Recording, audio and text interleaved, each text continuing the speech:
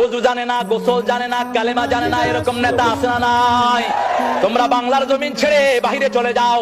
কোন নাস্তিকের জন্য বাংলার জমিন আমরা ছেড়ে দেব না, কোন কাফের বেঈমানের জন্য বাংলার জমিন ছেড়ে হবে না। এটা শরীয়তুল্লাহর জমিন, এটা ইখতিয়ারউদ্দিন মোহাম্মদ বিন বখতিয়ার খলজির জমিন, এটা শাহজালালের জমিন, শাহ মাখদুমের জমিন, এটা নজরুলের জমিন, এটা রবীন্দ্রনাথের নয়। আমরা কোন কাফেরের সাথে সম্পর্ক রাখবো না। আমাদের সব জায়গায় ঈমানের ছাপ থাকবে, ঠিক কিনা বলেন? আর যখনই তারা সুযোগ পাবে আয়াত তেলাওয়াত করবে কার? ওয়াইযা তুলিয়াত আলাইহিম আয়াতুহু যাদাতুম ঈমানান ওয়া আলা রাব্বিহিম ইয়াতাওয়াক্কালুন। মুমিন যখনই আমার কোরআন তেলাওয়াত করবে আমি তাদের ঈমানকে বাড়িয়ে দিতে থাকবো। ঈমানকে বাড়াতে বাড়াতে এমন পর্যায়ে তারা চলে যাবে দুনিয়ার কাউকে তারা পরোয়া করবে না, একমাত্র আমি আল্লাহর উপরেই তারা ভরসা করবে। এজন্য কোরআন আছে যেখানে আমরা থাকবো, কোরআনের আইন যেখানে আমরা থাকবো, আল্লাহ রাব্বুল আলামিন বলেন সফলতার জন্য প্রথম দিলাম ঈমান।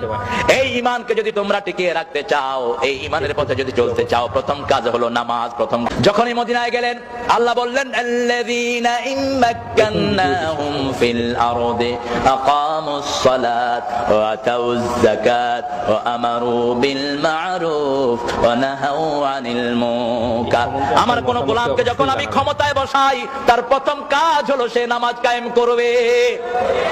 এরকম গোলামের পিছনে থাকতে রাজি আছেন তো?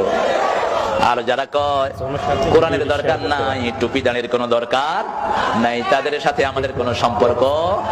এই দেশ টুপি দাঁড়ির দেশ, ঠিক না বে ঠিক? এই দেশের প্রতিটি মানুষের সাথে কোরআনের সম্পর্ক বেশি না কম? তোমরাও তো সুযোগ পেলে যখন সুযোগ পাও কোরআনের মানুষের সাথে ধোঁকা দেওয়ার জন্য হাত তোলো, আছে না নাই? এদের কথা কোরআন শরীফে আছে না নাই?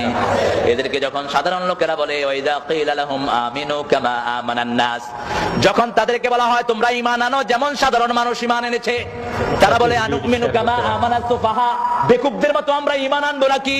আল্লাহ বলেন ও মুমিনেরা শুনে রাখো, এদের মতো বেকুব, এদের 14 গোষ্ঠী বেকুব, ঠিক কি না? আলা ইন্নাহুম হুমুস সুফাহা ওয়ালাকিন লা, তারা যে এত বড় বেকুব, কত বড় বেকুব নিজেরাও বোঝে না। অল্প দিনের দুনিয়া দিয়ে আখিরাতকে নষ্ট করে, আর আমরা অল্প দিনের দুনিয়া দিয়ে চিরস্থায়ী আখিরাতকে আমরা গড়ে নেই। অবশ্যই জানাবেন।